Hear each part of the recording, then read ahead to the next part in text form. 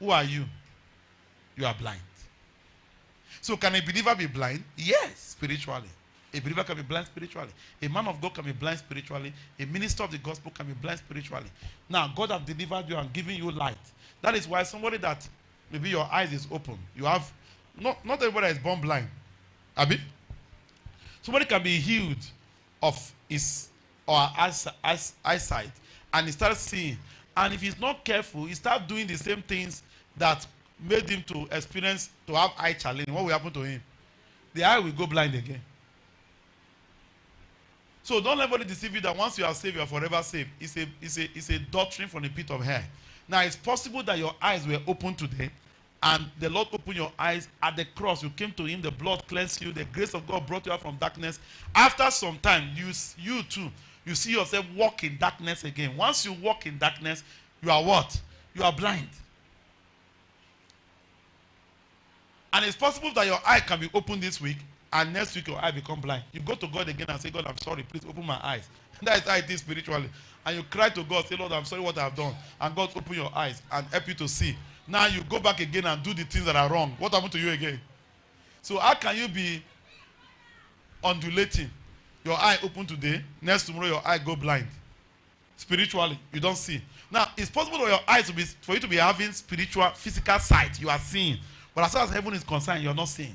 So what is the first mark that somebody is not seeing, that is spiritually blind, is that from Jesus sharing, first of all, is that you are preaching, practicing, preaching what you don't practice, what you don't do. You are trying to correct others when you have what?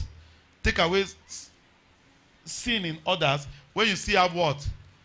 Plank in your own eyes. Taking away sawdust from others. Little fault in others. While you still have the same fault. Automatically you are what? You are blind. And that's why I said tonight we are going to pray and beg God, Lord, every element of blindness in my life, take it away. Open my eyes. Because the reason why we are where we are, why we are not even growing, why we are still stagnant, is because our eyes are blind. A blind man cannot go far. Abi? Bible says, what will happen? He will stumble. The way of a wicked, the way of a wicked is like darkness, and he stumble and he does not know where he's going. The reason why you are not having direction and there is no vision of what God, entering into what God has called you to do, is because there are elements of spiritual blindness in you. Simple. So the way of the wicked is what? The way of the wicked is like darkness. They do not know what makes them stumble.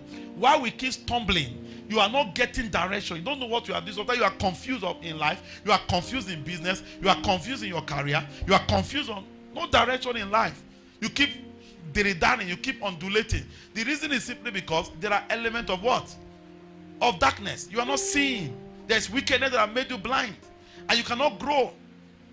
That is why you can remain stagnant. You can't grow in grace. You can't grow in the knowledge of the Lord Jesus. Because there are things in your life that makes you blind. So it's obvious that sin, wickedness, is one of the causes of spiritual blindness. Is it true? From where we have read now, is it true? So anytime you see yourself walking in any kind of sin, whether it's lust, whether it's anger, whether it's bitterness, whether it's unforgiveness, whether it's unrighteousness, whether it's fornication or adultery, anytime you walk in any form of uncleanness, unrighteousness, automatically at that point, as far as heaven is concerned, what happened? You are blind. You're not seeing. Anytime you exaggerate stories, you tell lies, as far as God is